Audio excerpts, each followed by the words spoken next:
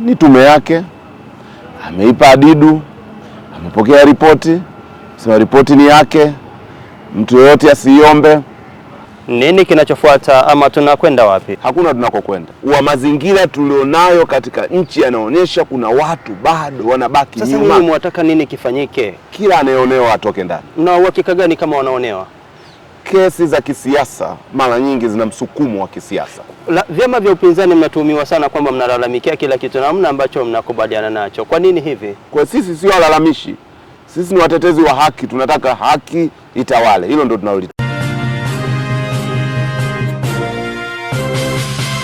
Ripoti ya tume ya Jaji Chande imekuja kwa namna ambayo tulitarajia. Hatujaridhika nayo, lakini imekuja kadiri ambavyo tulitarajia. Sisi tulitarajia moja, tume ile itakuwa ni tume ya kuja kuwasafisha watu ambao wamefanya makosa makubwa ya kuvunja haki za binadamu, hasa haki ya kuishi kwa kuua mamia kwa mamia ya Watanzania. Sisi hatukudhani kwamba tume ile itakuja kueleza ukweli halisi kwa ukamilifu wake. Hili ndilo ambalo tulitarajia, na ndio utaona kwamba maeneo yote ambayo yanahusu uwajibikaji wa serikali, tume imekuwa ama imekaa kimya ama inapunguza ukweli halisi wa jambo lile. Kwa mfano, tume imesema kwamba moja ya vyanzo na vichocheo vya machafuko haya ni masuala ya utekaji, imetolea mfano. Lakini ilipoeleza visababishi vya utekaji, inaeleza habari ya mapenzi, inaeleza sababu ya madeni, inaeleza kwamba pia wako ambao tunakimbia mikono ya kisheria na kadhalika. Lakini tume imeshindwa kujibu suala la msingi sana kwa watu waliopotea na waliotekwa ambao wana mafungamano na siasa, kwa maana ya wanasiasa waandamizi wa upinzani pamoja na wale wa Chama cha Mapinduzi pamoja na wanaharakati. Hawa ambao tunawafahamu kama wanasiasa na wanaharakati, hawa nao wamepotezwa na mapenzi. Unataka kuniambia kwamba hatunaye Polepole leo kwa sababu ya mapenzi? Hatunaye Deus Soka leo kutoka Chadema kwa sababu ya mapenzi? Kwamba Mdude Nyagali hatuko naye leo kwa sababu ana madeni? Kwa hiyo kuna sababu moja ambayo tume imekwepa, ambayo ni kusema kuwa vyombo vya dola navyo vinanyoshewa vidole na wanaharakati na wachambuzi wa mambo kwamba na vyenyewe vinahusika. Na hili litaondoka mpaka pale uchunguzi huru utapofanyika, kuona visa hivi vya kutekwa kwa watu na kupotea vinasababishwa nini. Sasa huu ni mfano mmoja tu, lakini unaweza ukaona maeneo mengine. Mathalan, tumeambiwa idadi ambayo sasa itakuwa ndio idadi rasmi ya watu ambao wameuawa, lakini tume imekwepa kutueleza waliuawa na nani. Inaeleza tu kwamba kuna watu wameuawa kwa risasi, kuna watu wameuawa kwa vitu vyenye ncha kali, lakini haituelezi nani amesababisha. Lakini tume imesema kwamba ilipata nafasi ya kukutana na viongozi waandamizi wa jeshi la polisi. Imeshindwa kuwauliza hata watueleze polisi wenyewe wanasemaje, ni idadi gani wanaikubali wao kama jeshi la polisi ya Watanzania waliouawa kutokana na risasi, pengine wakiwa katika operation zao za kudhibiti swala hili. Haya ni baadhi ya matobo ambayo unayaona kwenye taarifa hili. Lakini Ado, hamwezi kuona kama tume imesema kwamba moja ya vyanzo na vichocheo vya machafuko haya ni masuala ya utekaji, imetolea mfano. Lakini ilipoeleza visababishi vya utekaji, inaeleza habari ya mapenzi, inaeleza sababu ya madeni, inaeleza kwamba pia wako ambao tunakimbia mikono ya kisheria na kadhalika. Lakini tume imeshindwa kujibu suala la msingi sana kwa watu waliopotea na waliotekwa ambao wana mafungamano na siasa, kwa maana ya wanasiasa waandamizi wa upinzani pamoja na wale wa Chama cha Mapinduzi pamoja na wanaharakati. Hawa ambao tunawafahamu kama wanasiasa na wanaharakati, hawa nao wamepotezwa na mapenzi. Unataka kuniambia kwamba hatunaye Polepole leo kwa sababu ya mapenzi? Hatunaye Deus Soka leo kutoka Chadema kwa sababu ya mapenzi? kwamba Mdude Nyagali hatuko naye leo kwa sababu ana madeni. Kwa hiyo kuna sababu moja ambayo tume imekwepa, ambayo ni kusema kuwa vyombo vya dola navyo vinanyoshewa vidole na wanaharakati na wachambuzi wa mambo kwamba na vyenyewe vinahusika, na hili litaondoka mpaka pale uchunguzi huru utapofanyika, kuona visa hivi vya kutekwa kwa watu na kupotea vinasababishwa nini. Sasa huu ni mfano mmoja tu, lakini unaweza ukaona maeneo mengine. Mathalan tumeambiwa idadi ambayo sasa itakuwa ndio idadi rasmi ya watu ambao wameuawa, lakini tume imekwepa kutueleza waliuawa na nani. Naeleza tu kwamba kuna watu wameuawa kwa risasi, kuna watu wameuawa kwa vitu vyenye ncha kali, lakini haituelezi nani amesababisha. Lakini tume imesema kwamba ilipata nafasi ya kukutana na viongozi waandamizi wa jeshi la polisi, imeshindwa kuwauliza hata watueleze polisi wenyewe wanasemaje, ni idadi gani wanaikubali wao kama jeshi la polisi ya Watanzania waliouawa kutokana na risasi, pengine wakiwa katika operation zao za kudhibiti swala hili. Hamuoni kama bado ni mapema sana kukataa? Mwanzo unaonesha kwamba hakuna nia ya dhati ya kuwajibisha watu. Nia ya dhati ingeonekana kwenye ripoti yenyewe. Tulikuwa na fursa muhimu sana ya kihistoria ya kujenga mwanzo mpya, na hauwezi kujenga mwanzo mpya, huwezi kujenga maridhiano kwa kukwepa ukweli. Lazima kwanza ukubali ukweli. Ndio maana sisi tulisema hata jina lenyewe hili la kuita tume hii kwamba ni tume ya kuchunguza vurugu, ni kana kwamba inakubali kwamba kilichotokea ni vurugu. Ungetarajia nini sasa? Waliounda tume kwa maana ya Rais wa Jamhuri ya Muungano amesema hii ni tume ya kuchunguza vurugu. Unatarajia kwamba ingesema zile sio vurugu, yale ni maandamano. Kwa hiyo matatizo yalianzia hapo. Nchini Afrika ya Kusini tunakumbuka tume za namna hii za kujenga jamii mpya. Hii tunaikumbuka ile tume mashuhuri ya Askofu Desmond Tutu, ilitwa tume ya ukweli na maridhiano, Truth and Reconciliation Commission. Kwa hiyo kosa lilianza kuanzia kwenye jina lenyewe. Kwa hiyo wameukwepa ukweli fulani ambao ukweli unaanza kukwepa kwenye jina lenyewe, na huwezi kupata maridhiano ya kweli bila kusimama kwenye ukweli. Mna wasiwasi ama mna hofu na jopo ambalo limeongoza ile tume? Kwa sababu tunafahamu watu kama wakina Chande wameongoza katika misheni za kimataifa. Hofu yenu ni nini, Ado? Sisi hatuna shida ya kibinafsi dhidi ya mjumbe yoyote. Tunachosema sisi, kutokana na background yao ya kazi, hivi kuna mamlaka inayonyoshewa vidole nchi hii juu ya kukandamiza haki za binadamu kama jeshi la polisi? Unatarajia kupata nini unapokuwa na mjumbe IGP mstaafu? Lakini ni mmoja katika tume, Ado. Unatarajia kupata nini kutoka kwa waziri mstaafu wa ulinzi wa Tanzania? Hapa nazungumzia Mheshimiwa Tax. Unatarajia kupata nini kutokana na background ya kazi yake? Kwa sababu kama jeshi la wananchi la Tanzania litanyoshewa kidole na yeye ni sehemu ya maamuzi yaliyopita ya jeshi la wananchi la Tanzania, huwezi kupata chochote. Kwa hiyo unaweza ukawa kiweledi, Dr. Tax akawa ni mtu mwenye weledi, lakini background yake ya kazi inambana. Mzee wetu Ombensefue anaheshimika katika muhimili wa kiutendaji wa Tanzania, lakini unajua utawala wa umma umeharibika sana. Utumishi wa umma Tanzania umekuwa highly politicized, umefanywa kuwa kama ni muhimili mwingine wa kisiasa. Kwa hiyo kwa sehemu kubwa hawa mabureaucrats, watumishi wa umma waandamizi, nao wamejiona kama ni sehemu ya kutii maelekezo ya kisiasa. Kwa hiyo ukitazama ile composition ambayo ndio nasema tulikuwa na fursa ya kipekee, rais angeweza kuchanganya wajumbe kutoka katika mikondo mbalimbali ili kuhakikisha anatengeneza uwiano. Uwiano ulikosekana. Kwa mfano, nani pale anawakilisha sauti ya viongozi wa dini wanaoheshimika hapa Tanzania? Angeweza kupata mjumbe fulani kutoka katika viongozi, maaskofu, mashekh wanaoheshimika. Kwa mfano, mimi ningemuona mule mtu kama Isa Ponda kutoka kwa Waislamu, au ningemuona hapa Padri Kitima kutoka kwa upande wa makanisa, ama kwa maaskofu wengine wanaoheshimika.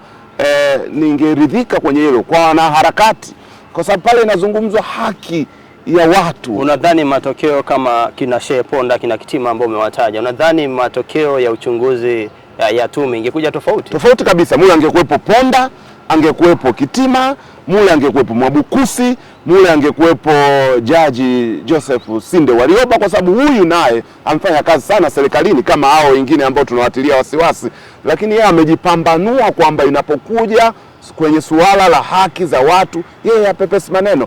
Kwa hiyo tungeweza kutengeneza uwiano kwa kuwa na watu wa aina hii. Sasa hapa hata wangekuwepo wengine kutoka katika mikondo ya kiserikali, tayari ule uwiano ungekuwa umepatikana. Kwa hiyo tume imeukwepa ukweli na imetokana na jinsi yenyewe ilivyoundwa. Kwa hivyo Ado, nini tunachoweza kusema kwamba ripoti ya tume haijajibu matarajio ama haijakidhi matarajio ya wananchi wa Tanzania? Kabisa kabisa. Kama tutakuwa wakweli, tukasimamia ukweli, tukawa wakweli wa nafsi yetu, mimi nadhani iwapo patakuwa na uchunguzi huru, matokeo yatakuwa ya tofauti kabisa kabisa. Rais amesema kuna tume nyingine itaundwa. Kupoteza fedha ni nini? Huko ni kupoteza fedha za serikali. Baadhi mnataka ukweli, lakini kama hapa mwanzo tulijikwaa, tunaamini huko tunakokwenda tutadondoka kabisa.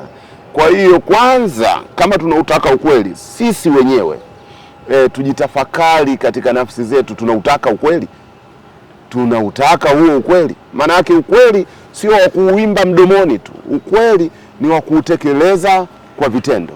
Kwa hiyo kama tutaendelea kuunda kwa mtindo huu, hatuwezi kuupata ukweli. Mimi nadhani tume hii ingekuwa imefanyiwa maboresho ya msingi tangu inaundwa, na nia ya dhati ingekuwepo, ukweli ungeweza kupatikana. Na ndio maana sisi tunasema ukweli hujapatikana, na ndio maana katika tamko letu rasmi tulilolitoa tumezungumza mambo matatu tu, nitayataja kwa ufupi. La kwanza, msimamo wa ACT Wazalendo ni kwamba hatujaridhishwa kabisa na ripoti ya tume ya Jaji Chande. Huo ndio msimamo wa kwanza, na msingi wa msimamo huo ni kwamba imeukwepa ukweli, haijajibu maswali muhimu. Kwa nini kuna vitendo vya utekaji vimetawala kwa wanasiasa na wanaharakati? Wanaharakati na wanasiasa hawawezi wakajiteka kwa ajili ya mapenzi dunia mzima, sio kwa sababu ya maneno. Sisi tunaamini mwanasiasa anapotekwa, nyuma yake ziko sababu za kisiasa. Wako watu wanakuwa hawaridhiki na mwenendo wa mwanasiasa fulani. Wako watu wanakuwa hawafurahii na matamshi na misimamo ya mwanasiasa fulani. Haiwezekani trend hiwe mwanasiasa kutamka jambo fulani lisiloipendeza dola, alafu labda akaonywa hadharani, labda na wanasiasa wa chama tawala ama na vyombo vinavyosimamia masuala ya sheria, alafu akawa hajasikiliza onyo lile, baadaye ukafuata mfululizo wa yeye kukamatwa mara kwa mara na polisi. Hapa nazungumzia watu kama akina Deus Soka, nazungumzia watu kama akina Mdude Nyagali.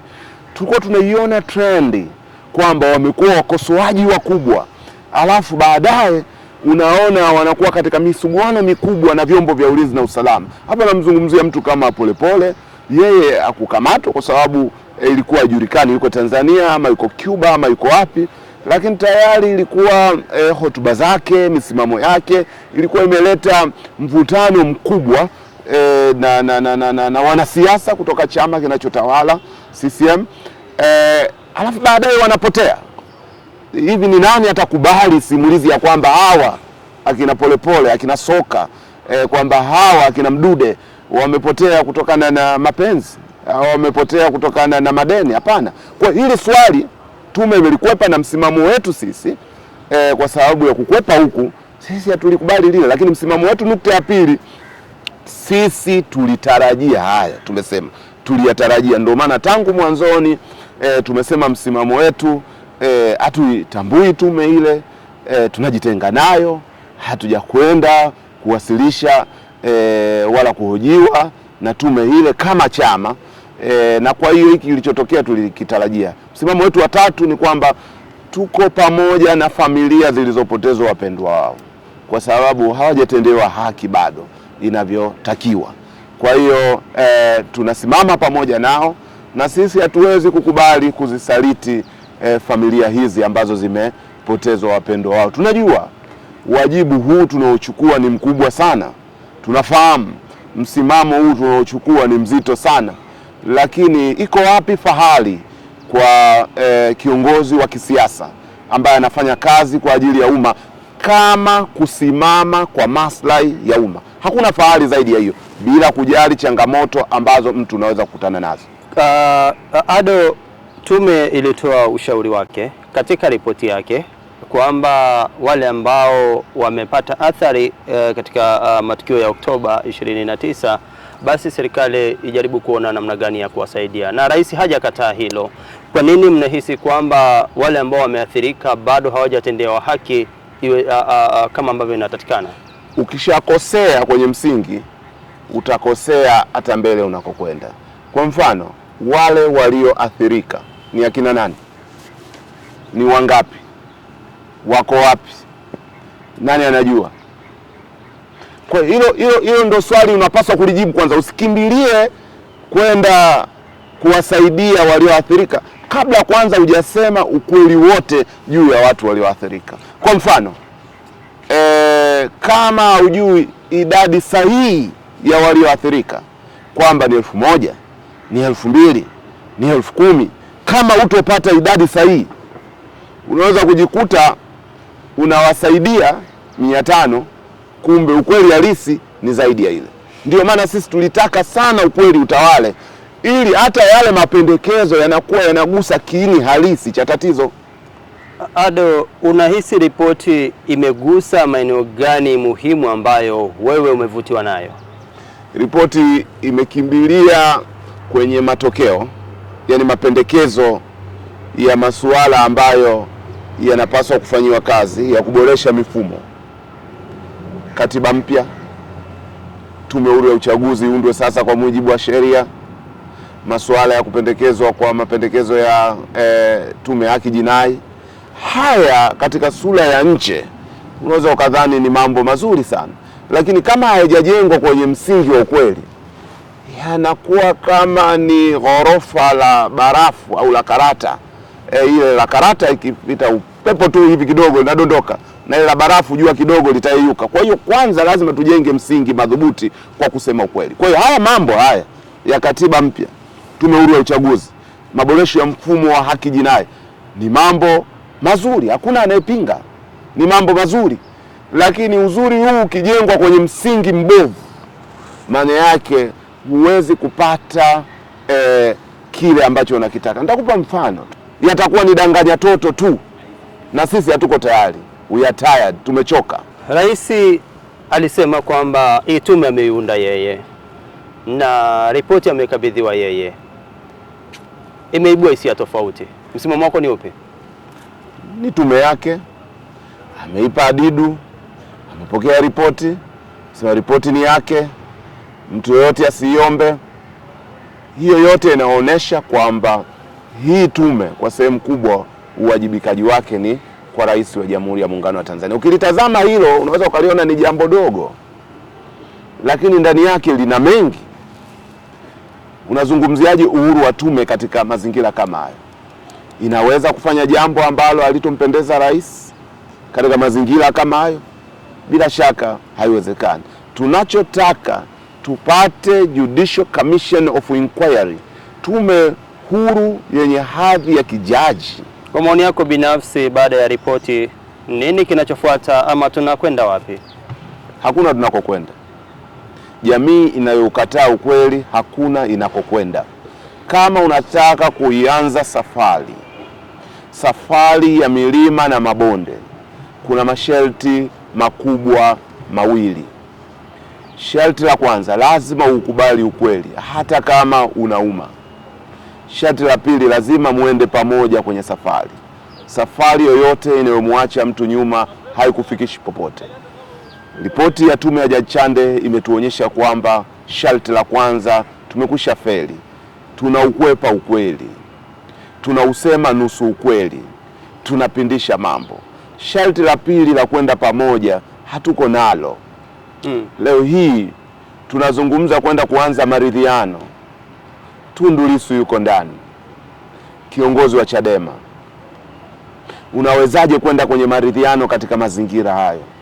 Wako pia viongozi kadhaa wana kesi za kisiasa.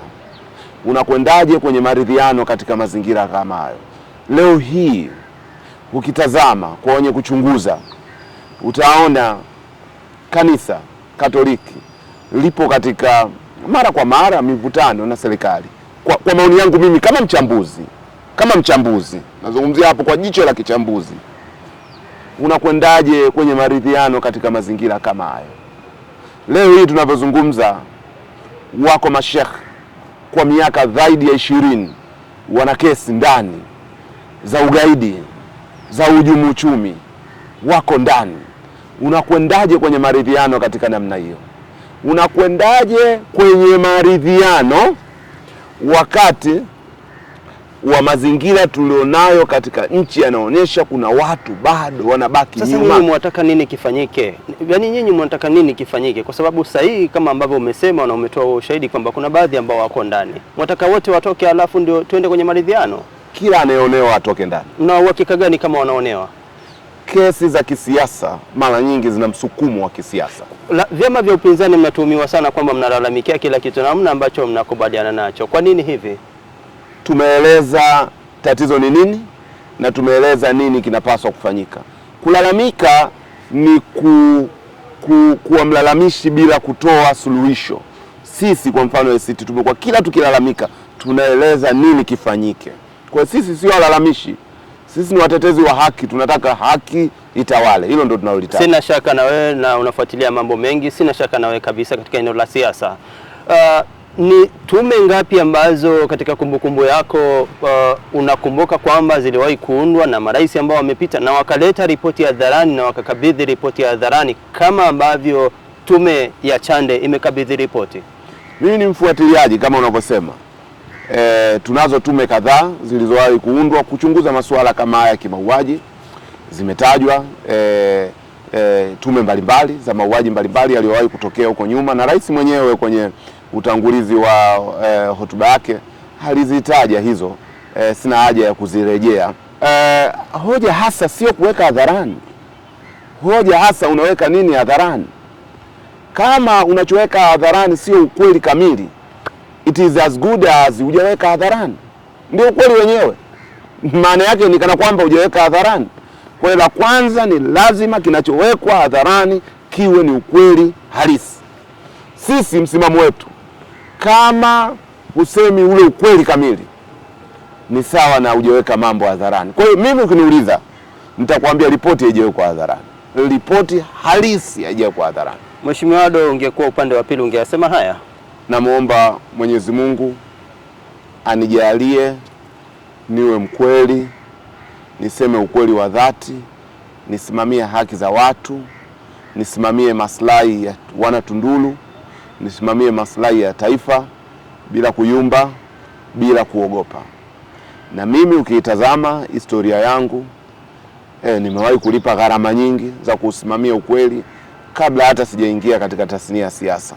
Nikiwa pale shule ya sekondari kwa ngazi ya kidato cha kwanza mpaka cha 4, shule ya sekondari Frank Weston, nimewahi kusimamishwa pale kwa mwezi mmoja kwa sababu tu nilitaka kujiuzulu kuwa kiranja wa taaluma baada ya kuona kazi ya ukiranja katika shule zetu wakati ule, sijui hali ya sasa, inakuwa kama wakala wa utawala wa shule dhidi ya maslahi ya wanafunzi, na pale unapotaka kusimamia maslahi yao unaonekana wewe ni kiranja usiofaa. Nilipoona kwamba siwezi sasa kubadilika nikawa sauti ya umma ya wanafunzi wenzangu, nikaomba nijiuzuru.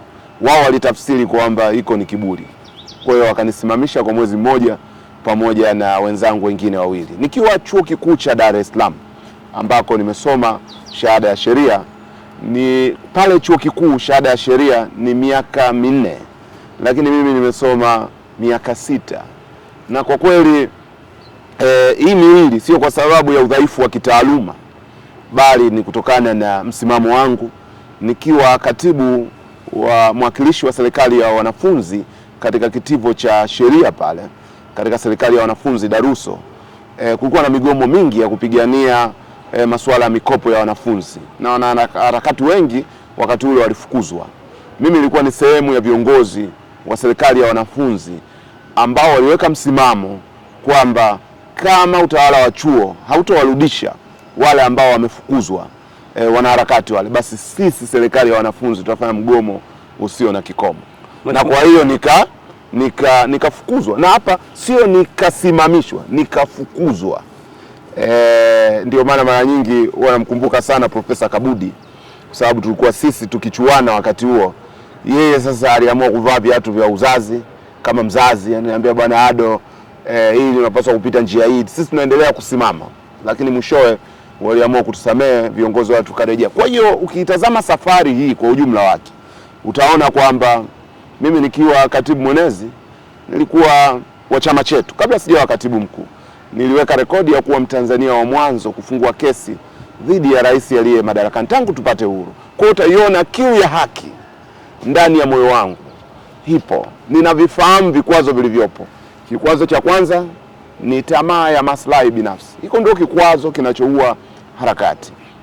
Mara nyingi unaweza ukarudishwa nyuma kwa maslahi binafsi, unapaswa kukishinda kikwazo hiko. Kikwazo cha pili ni kikwazo cha kutazama masuala ya usalama wako, uoga, hofu, unapaswa kusimama. Kwa mimi nakuhakikishia kwamba mimi ninayo kiu ya haki bila kujali ninasimama wapi, na hiyo ni safari yangu ya muda mrefu. Na kwa sasa namwomba Mwenyezi Mungu hapa ACT Wazalendo pawe ndio chama changu cha mwisho katika safari yangu ya kisiasa, na hapa nitekeleze wito wangu wa kiu ya haki ambao uko moyoni. Naam. Mheshimiwa Ado, nakushukuru sana kwa kushiriki kwenye mazungumzo yetu, na bila shaka tumejibu yale machache ambayo yalipaswa kujibiwa.